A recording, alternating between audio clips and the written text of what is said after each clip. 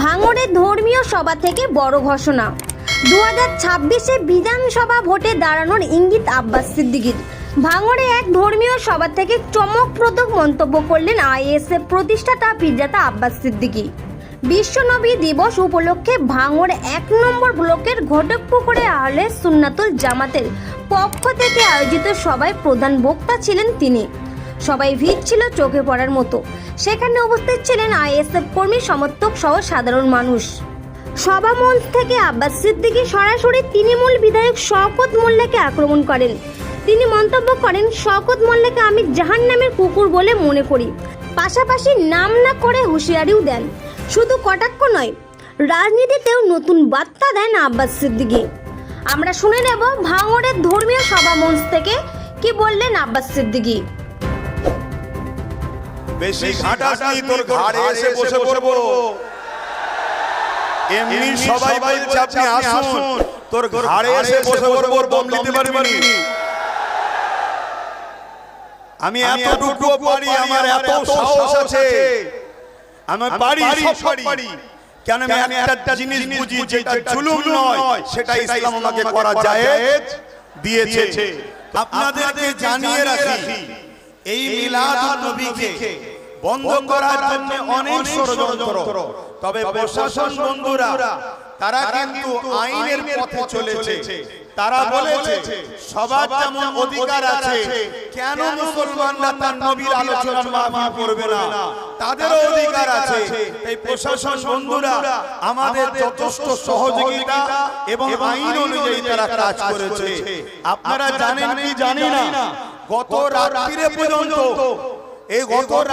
পর্যন্ত যারা এখানে বিরিয়ানি খাবার জন্য, কেন আমাদের প্রোগ্রাম দিনের বেলা, রাত্রিরে তাবারুকের ব্যবস্থা হয়েছিল। এক জাহান্নামের কুকুর বিরিয়ানি পর্যন্ত চুরি করতে এসেছিল। আপনারা জানেন কি জানি না, আপনাদেরকে জানিয়ে রাখি, ও জাহান্নামের কুকুর চেয়েছিল বিরিয়ানি হাড়িকে চুরি করে নিজেদের মধ্যে একটা ফিকশন মারপিট তৈরি করে আজকের এই মাহফিলটাকে বন্ধ করার একটা নাটক তৈরি করেছিল।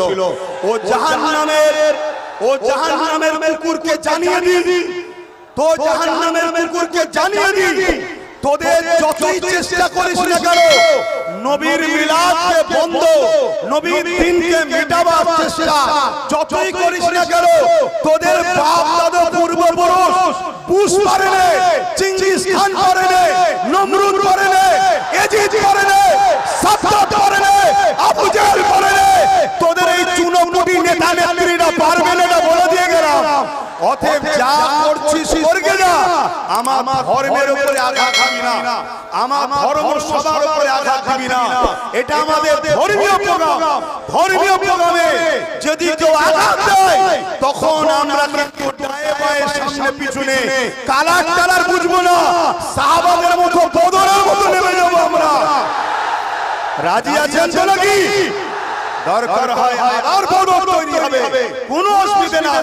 কিন্তু তোমরা আমরা নবীর মিলাদের গায়ে দাগ লাগাবে, আমরা মুস্তাফার গোলামরা মেনে নিতে আজকে এতগুলো উলামা ওয়াজ করলো, কেউ কোন রকম ইসলাম বিরোধী, শরিয়ত বিরোধী কোন কথা বলেছে? এরা সবাই ওয়াজ করেছে, নবীর আলোচনা করেছে।